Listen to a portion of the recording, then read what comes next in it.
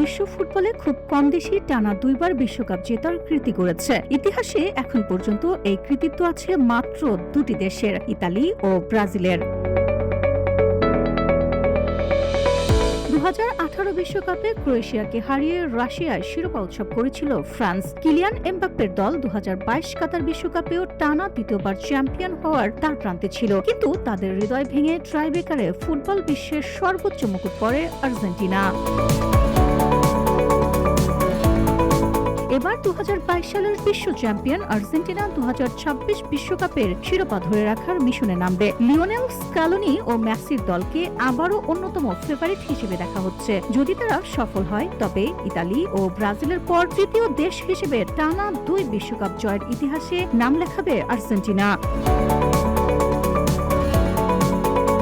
Italy প্রথম এই কীর্তি গড়ে 1934 ও 1938 বিশ্বকাপে। কিংবদন্তি কোচ ভিট্টোরিও পোজোর অধীনে দলটি টানা 30 ম্যাচে অপরাজিত ছিল।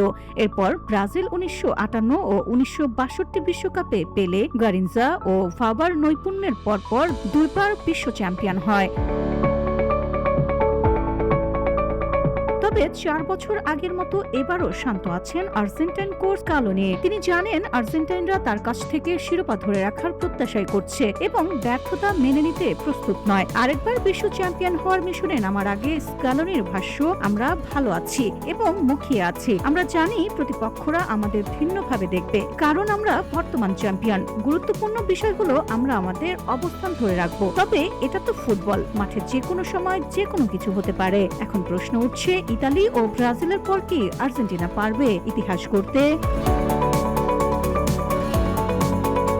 VOD Bangla news desk.